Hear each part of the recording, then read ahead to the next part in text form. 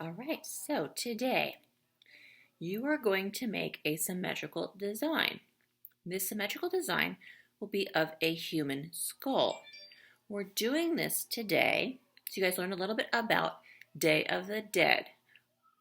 So, if you don't know about Day of the Dead, it's a holiday usually found in Mexico, and they're celebrating the memory of somebody that they were related to or they knew who has passed or died.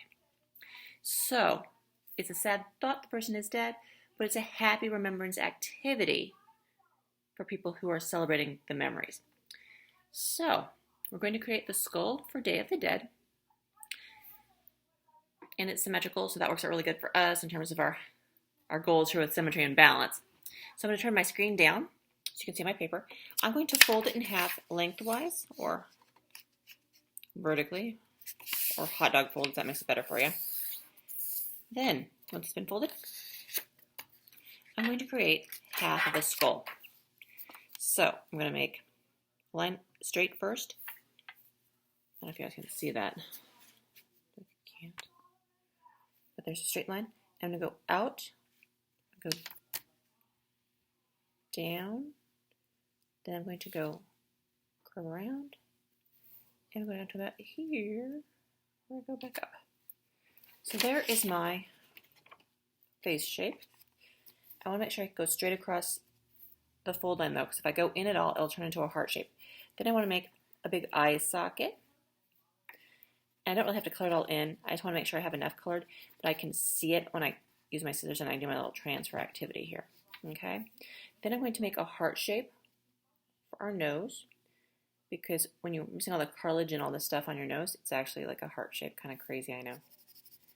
So there it is though. There's the nose opening. Then we're going to do our mouth. And you'll have a couple of teeth in your mouth, I hope. So there I go. And I can color in the space between my teeth. Those are lines where my teeth are. So then next I fold it closed. I take my scissors and I rub kind of hard. And I know these scissors leave a mark. That's okay as long as I can see what I need to see on the other side here, right? Yeah. I notice that some rub off really quick, the plastic on the handles. But it's not an eraser. I can promise you that much. So now we can kind of lightly see it, so I can trace it. I think I'm a little bit closer than you guys are to this too, so I can actually see what's going on in the picture. Whereas you guys probably are going, what in the world is she doing? So then I just go back in, I make my details. I'm coloring completely.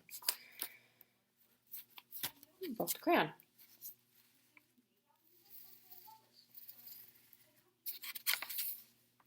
It's a bit hard to draw with a broken crayon. Try not to break your crayon. So then I do the eye socket.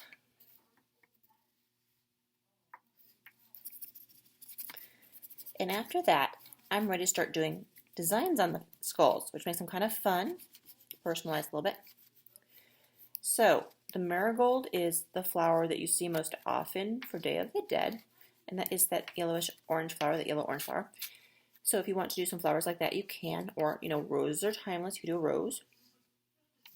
Or you could just skip the whole flower thing and just do designs.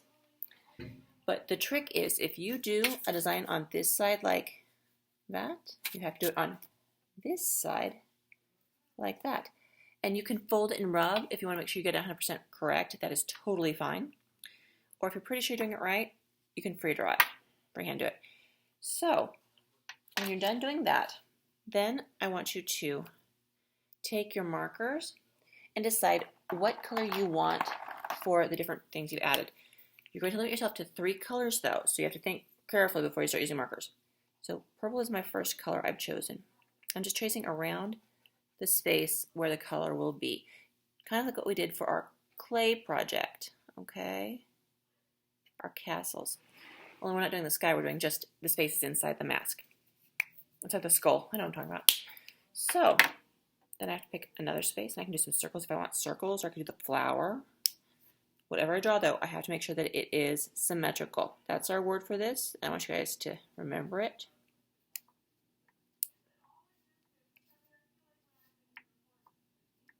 So there's half of my flower. Say half. Then I fold it closed. And I rub right about here where the flower is. So I can make sure to get that detail in the right spot.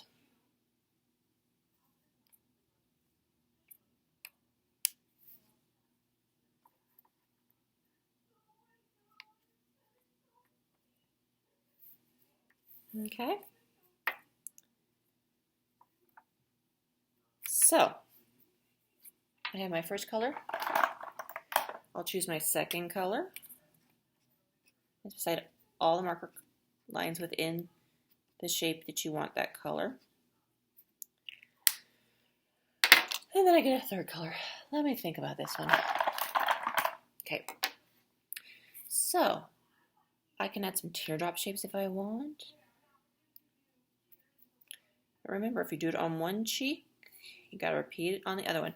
So it's always a nice idea to go ahead and just fold and rub for that extra insurance, making sure you get it in the right place. So there I go.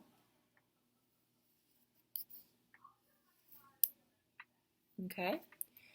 Now, you may keep adding kind of whatever you want on this skull. Just be thinking about symmetry the whole time, because if you lose sight of symmetry, then you've lost sight of the project. So, I know that symmetry seems like the easiest, but because it seems easy, that's where the mistakes come in and we don't think about what we need to be thinking about. So I'm hopping back and forth too to make sure that I got all of them done. Okay, these can be ones too. They're a little bit bigger, so I'll go ahead and trace around. Then I could do my purple again if I want right here. I need to close off this shape though, I think.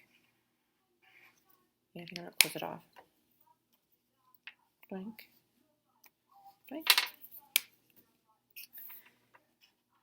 Now, you all know what to do with the paintbrush and the water cup, so just make sure you get your design symmetrical, okay? And there you go.